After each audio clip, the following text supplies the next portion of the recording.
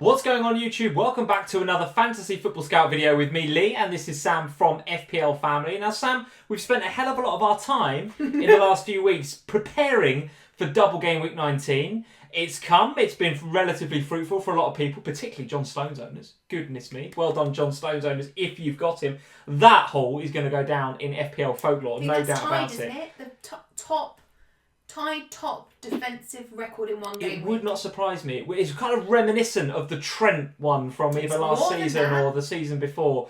We will be talking about this John Stones haul for some time, I suspect, in FPL. But what we are going to do in this video is look at our watch list then for the next few game weeks. So game week 20 to 23. Because we've all spent a lot of time thinking about 19. And I think I've said, certainly on these videos before, but don't want to wake up in game week 20 and actually look at your team and think, oh, that doesn't look great. So hopefully you guys have been planning and you're going to be watching this video going, it's fine, Lee and Sam, I've got all these players, no problem at all. But if you haven't, then here's a few to keep on your watch list and to watch out for. And what we've done is we've gone to the Fantasy Football Scout website, we've gone to the fixture ticker on the right hand side. And if you're a member, links in the description below if you want to become a member. But if you're already a member, you can sort that fixture difficulty rating ticker by difficulty, depending on which game weeks you want to look at. And of course, we've done that for game weeks 20 to 23, sorted by difficulty. And we've picked out 4 teams here who not only are in great form, or should say have those fixtures, but also have great form. Yeah, because there are some teams, when you sort it by difficulty, who have beautiful run of fixtures. I'm thinking particularly about the likes of West Brom, but don't necessarily have the form that means that you're going to want to bring them in from an FPL point of view. I'm looking at the ticker, and like Chelsea, decent fixtures, but the form is out the window. You can't really pick them. Crystal Palace, nice fixtures, but they're not really inspiring me from an FPL perspective. But we've got 4 teams here that are inspiring us with their form and also got nice fixtures between 20 and 23. We're going to kick off, Sam, with Manchester City. Of course, we've sat here on many videos and said, well, not only are they good for the blank in 18, the double in 19, but then going forward into a fixture list that looks like this: West Brom, Sheffield United, Burnley, before that massive game in 23 against Liverpool. I mean, those next 3 fixtures in particular look sensational. How are you feeling about the Man City assets in your team, and are you thinking about adding to those? So I think for me, Manchester City are one of those clubs right now where there are so many, there's a wealth of assets, isn't there, that you could go for. The attack looks good, the defence looks good, but in particular for me, the defence looks good. I think they're watertight at the moment, aren't they? They are, yeah. So, and it doesn't really matter. I know that FPL managers got stung at the beginning of game week 19 with the Cancelo benching, but he's had that now. It's done. You wouldn't expect necessarily that that's going to come. I can't believe with this guy. I mean, I don't know how many times I've had to sit here and say, I fancy Cancelo to go big this week, and then he gets me a 6 or whatever, so I'm happy about that. And there's often a bonus point or 2 floating around too. But had one off the bar in game week 19. I mean, it's just unbelievable. It's constant with him. The attacking threat is huge. Particularly thinking back to the Aston Villa game in 19 that we watched earlier. There were multiple opportunities for assists from him in that game. Like I say, that off the bar where he really could have scored in that game. The threat is definitely there. Diaz with an assist at the beginning of game week 19, so there's a bit of threat from him as well. Not as much as Cancelo, but the threat is there, and the security of starts is there with him too, which I like. Yeah, the spine of Man City looks really good right now. I noticed not an FPL asset, but Rodri has looked really good as well in recent games. And actually, that kind of triumvirate at the back there of Diaz, with Rodri just in front and Stones now alongside him, who seems to have made that position his own. Even with Laporte available, Pep is sticking with Stones. Such is the form that he's showing. And goal threat as well, as we saw in double game week 19, of course. So with the quality that's coming in from set pieces from Kevin De Bruyne, I think having Stones and or Diaz, they're going to get on the end of some of these set pieces, aren't they? So there is a case for having 2 or perhaps even all 3, right? There is, particularly, and we saw Kevin De Bruyne go off injured during game week 19. Now, we don't know the extent of that injury. It may be nothing. He may be back again for game week 20. But, of course, as FPL managers in our planning for game week 20, we just have to take that into consideration. Now, for most FPL managers, most serious FPL managers, you'll already be invested in KDB, so it will just be a watch and wait. For me, I don't own him, so he was one that was absolutely, hence him being on the graphic for this, was the player from Man City that I was like, I need to find a way over these next fixtures to get him into my team. Now I'm kind of like, okay, I'll watch and I'll wait.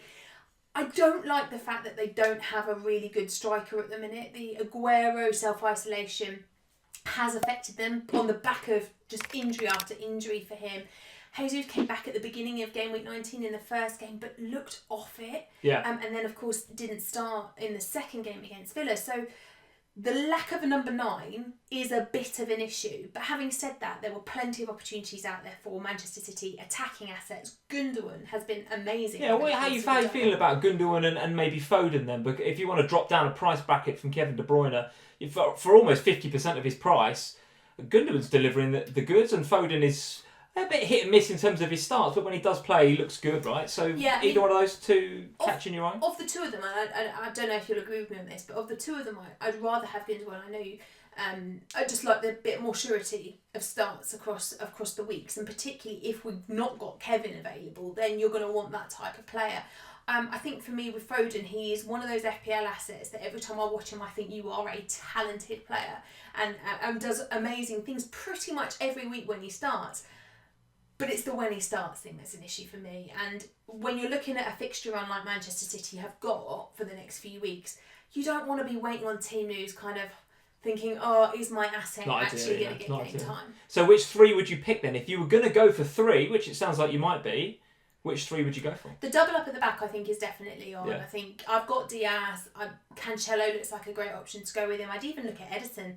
I think if you're looking to change strategy and it's like going to a premium keeper bracket with just one keeper, Edison is like a great pick for a fair few weeks yet. And of course, John Stones, after his heroics, you can't kind of leave him out of that. And then John Stones is a great budget option now, isn't he? I mean, so. Goodness me. What is he, 5.1, 5.2 in the game? He's going to rise in price between now and game week 20 for sure, on the back of that haul he's got in the double. The Laporte thing does worry me a little bit, I've got to be honest. Really? Yeah. I think Pep's seen Stones turn a bit of a corner in his career now. I think he has, absolutely, but Laporte is an outstanding player, and I can't see him sat on the bench for too long. It is my honest reflection on that. Okay, interesting. So the fixtures for the next 3 for City do look very good indeed. If you are not invested, we suggest you guys have a look. Next team coming up is Aston Villa, a team that Manchester City played in double game week 19. Now I have to say, I thought Villa played pretty well in that game. A little bit hard done by with the first Man City goal. I wasn't quite sure whether VAR might have had a more sterner look at that first Man City goal. And then of course they got the handball and the penalty. So I feel like 2-0 kind of flattered City a little bit, actually. And Villa did play pretty well in a game where actually I thought they might struggle for match fitness with the training ground being closed, a lot of players with COVID issues, etc. I wondered whether they might go to the Etihad and be put to the sword a little bit, but they weren't. And the fixtures coming up do look pretty good for them. Burnley away, Southampton away, West Ham at home, Arsenal at home. It's not dead easy fixtures, but those are fixtures which you would expect the likes of Grealish and I must say, a favourite of yours, I know that you got rid of him fairly recently, but Ollie Watkins is posting some pretty good still. He has been underlying stats. It's what can you say? What can you say, indeed?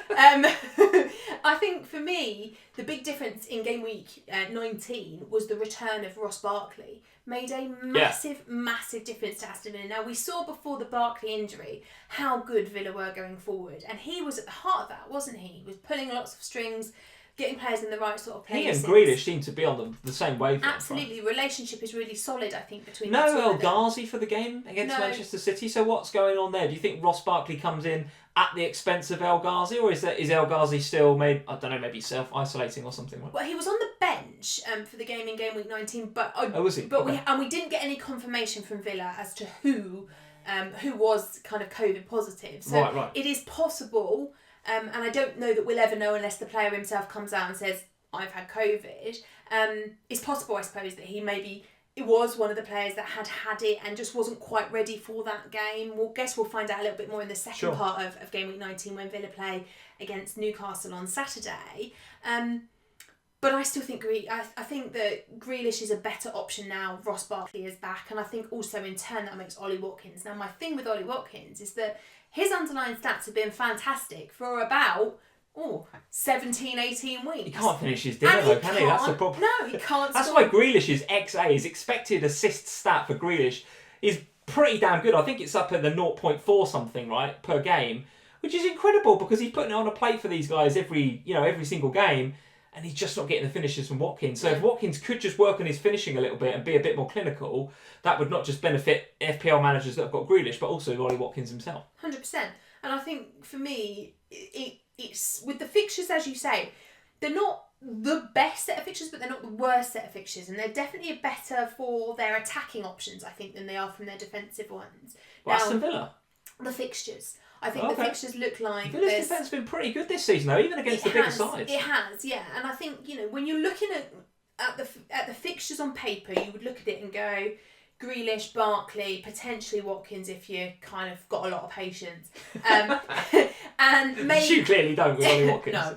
And maybe El Ghazi, if we see him get a return. I think the good thing about Villa, of course, is that we have got this other game for them to play in 19, so we will get a bit more of a feel of them on the back of the COVID stuff. Yeah. This was a hard game to come back to. Straight into attacking intent from the likes of Cash and Target at fullback though. So Emi Martinez will be owned by a lot of FPL managers. So I don't think we're saying get rid of Emi Martinez. No, I'm not saying I would sell them. I mean, I don't own any Villa defenders. In fact, I don't own any Villa players at all. Because I sold Ollie Watkins. But mostly because I wasn't convinced with how I thought that they would come back from this COVID stuff. And I looked at that fixture as it was originally, which was a double game week against Everton and Man City, and thought, do you know what? I'm not convinced that they're tough games, right? Now, it changed a bit, obviously, with the change in fixtures to Man City and then Newcastle. But I thought it was kind of a moment to watch and just wait and see. Now, Martinez, I think, is still a great option. And I think the defenders, there's still plenty of potential with them, particularly like Matt Target, who cheekily went off before the Man City goal, so kept his clean sheeting game. Good effort for his owners. He's got 6 points for that. I think he's a really nice pick as well, uber cheap. So it's enabling you to still keep those premium assets, which are becoming incredibly important to us as FPL managers. So I do really like Target. I think he's a good option. Cash also looks like a great option. So the defence still looks solid, but I think when you look at the fixtures as a non-Villa owner, it's probably the attacking ones that I'll be looking to invest in as opposed to the defence. And of course, Villa have got a lot of games in hand. We don't know when they're going to be rearranged. Of course, with no European football, I guess there's not quite the urgency that there is with rearranging the City games as there is with the Villa games. And out of the Cup, of course, as well. You've got to play these games at some stage, right? So there's a reasonable chance that one of these game weeks coming up between 20 and 23, I don't know, could be a double game week. And I say could be because, frankly, I've given up guessing with the fiction where they're going to be. But they've got to play these games at some stage. I mean, they went out of the FA Cup in round 3. So obviously have their game in hand this weekend against Newcastle when the 4th round is on. But we also know that they won't play game week 5 of the FA Cup either. So depending upon whether the people that they've got games in hand against are still in the Cup or not, we may yet see a fixture get rearranged into an FA Cup weekend again. Okay. All right. Well, there's Aston Villa. I said which 3 City players would you have? Let's go for one. Which one would you have? I think I might go rogue actually and go for Ross Barkley. Would you? Really impressed with him tonight. Are you kidding? I think it's got to be Grealish for me. Although Barkley, big differential. Really impressed big differential, but I think I would still go towards my man Jack Grealish. Let's talk about Manchester United then. So nice fixture in game week 20. And when I say nice, I mean absolutely incredible. Sheffield United at home, followed by Arsenal away, Southampton at home, Everton at home. So 3 home games coming up in the next 4 game weeks for Manchester United. Now, we've seen their away form be sensational, and particularly the guy on screen there, Bruno Fernandes, looks great away from home. But actually, United looking pretty good all round at the minute. So those fixtures don't fill me with dread at all. And if anything, I might be looking to invest more in them than just Bruno Fernandes, who's in my team right now. So Manchester United, what are we saying? Well, I think Bruno is almost a moot point at the moment, because if you don't own Bruno yet, what are you doing? You're probably not playing FPL right if you haven't got him. I would use the word essential for Bruno right now. Would you captain him in game week 20 against Sheffield United? Why would you not? I think I would. I tell you, the big thing for me there is that John Egan is unavailable for Sheffield United, and I think they will really miss him. Yeah. And I think Bruno will take advantage of him not being there. So I fancy Bruno caps in game week 20. And you saw against Spurs in game week 19 that the Sheffield United tried to play football to their credit, and that doesn't work against the big clubs like Manchester United. They're just not good enough, Sheffield United. Not good enough for the Premier League. They are probably going to be the worst team to be in the Premier League. I mean, the points tally is going to be worse than the Derby County team that we saw those years ago. So Bruno Fernandes, yes. Who else? Rashford on the bench for the game in double game week 19. So what are we saying about him, and what are we saying about maybe Cavani, Martial, other attacking options at Man United? I think it's difficult, isn't it? Because Rashford would have been my go-to, and I'm kind of glad that we filmed this after the Manchester United team news came out in game week 19, because it does make a difference to the way that you view Rashford. Now, why has he benched him? It's a fascinating kind of quandary. I still think Rashford is a good pick. I don't think that he suddenly becomes a bad pick because he's had one benching. It could just be that it's quick games in quick succession. I still think that owning the two of them is a great way to differentiate Bruno, because Bruno on his own is never going to really have an impact on overall rank. And we're in the second part of the season now, post game week 19.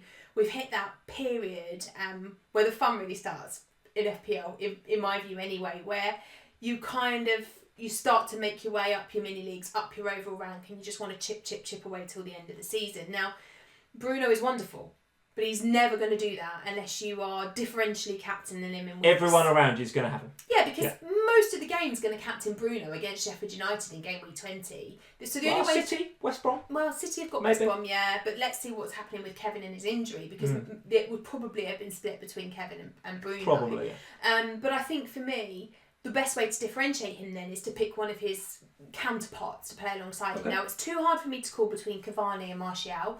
I don't know that you can. I don't know that you can necessarily work out which one of them is going to start, and that's a challenge then, I think. But Rashford, I think, is a good bet, but I really like the defence. Go on then, talk to me about the defence. Well, it's interesting, isn't it? Because obviously Maguire still sat on 4 yellow cards, so that's a difficult buy. Yeah. You don't want to bring someone in only to then find they get a suspension. He must have nearly played his 19 games though, isn't he? So that he's in the clear. Getting there, I think. Could be, yeah, getting there. Be. Keep an eye on that one. Keep an eye. Wan-Bissaka, I think, he's one that every week kind of looks consistently okay, but he's quite expensive, and I'm not sure I see the value in him. But Luke Shaw, I think, provides a lot of good value. Seems to still be in favour with Solskjaer, even though there's Tellez, of course, who can play there. Is this a bit of a knee-jerk reaction from FPL managers to go Luke Shaw? He had a fantastic game against Liverpool. I'll be the first to say that. He had Salah in his pocket all game long and was man of the match for me. But it wasn't that long ago we were saying, well, we're not sure about Shaw versus Tellez. He's a bit inconsistent with his form. Like John Stones, has he turned a bit of a corner in his career, Luke Shaw? Has he got Ollie's back in now, do you think? Well, he certainly seems to have, doesn't he? I think, we're starting to see consistency of starts from him. It seems to be heading in the right direction now. He could be one of those FPL assets that frustrates, because there will probably be games over the latter part of the season where Tellez comes in and replaces him, and that will annoy. But at his price point, it's less irritating than it is maybe with John Stones even, because he's that little bit more. So I think, for me, Luke Shaw is one of those that I am sorely tempted to take a punt on for the fixtures that they've got coming up, because I do think Manchester United have turned a corner, particularly in their home games. All right, well, if you're going to invest in Manchester United ahead of this run of games, I would suggest do it now, because you want to take advantage, I would say, of that game week 20 fixture against Sheffield United. That has got the potential to be a little bit of a bloodbath, in my opinion. So let's move on from Manchester United against a team that I don't think I've invested in all season, Leicester City, but they are top of the league, they are flying, and what we look for as FPL managers is that apex of form versus fixtures, and I think Leicester have absolutely got it. Let's read the fixtures. It's Everton away, Leeds at home, Fulham away, and Wolves away. Now, the Everton game, I think it's got the potential to be quite interesting, but that Leeds and Fulham and then Wolves, I mean, goodness me. If they can't consolidate their position at the top of the league or near the summit, depending on how Manchester City and Manchester United do tonight, they're going to be there or thereabouts after that run, aren't they? That is a great run of 4 fixtures. Even Wolves away, which historically we might look at and say, well, Molineux's a difficult place to go. It ain't right now. 1 win in 9 for Nuno's men. So Leicester and the Foxes have got the form and the fixtures, and I, for one, will be investing ahead of game week 20, but I'm not sure where. So where are you thinking? Well, I've got James Justin, who I've owned for a number of weeks now. Been great, isn't he? What a great asset. Yeah. You can't... Why are you hesitating? James Justin been fantastic. Because he's also been a bit frustrating, because there's been weeks where... since I've owned him, he's actually not had that many actual FPL returns. So game week 19 was fantastic as far as James Justin was concerned. A couple of clean sheets and bonus points. Happy days. And I issued a public apology to James Justin for ever doubting him as an FPL asset. He's super cheap, right? I don't know why you're moaning about him. It's great. But it was just one of those. He was one of those picks where kind of looked at the fixtures and thought, yep, you're cheap, but there should be easily clean sheets in there. And then the clean sheets just kept going right at the end of games. And you'd be like, are you joking? Like, he went from 1 week, he went from 9 to 1 in about 30 seconds flat. And you're kind of like... Got a yellow card, and then Andy Carroll, wasn't it? I remember you weren't happy. I was not happy. And it's really frustrating, but I think he's a fantastic option moving forward. Anyone else in the defence? Anybody else catching your eye? Well, Soyuncu's back, so it's worth keeping an eye on that and seeing whether he gets consistency of starts, because he's obviously dropped a lot of value over the last few months when he's been out injured. So I think if he comes back and starts starting, then he might be a really nice FPL differential pick. And we all know from last season what he's capable of when he gets going. But I think for me, the big threat comes from James Maddison. Now, I said at the beginning of the season that I think Maddison is the player. I know everyone talks about Jamie Vardy, and I understand why, but for me it's Maddison. When Maddison isn't in that team, they don't have the fluidity going forward. They don't have that momentum and the trajectory to get up to Jamie Vardy as consistently and as well. So for me, Maddison looks like a fantastic option. I know that there's cheaper options. You could go Tielemans, you could go Barnes.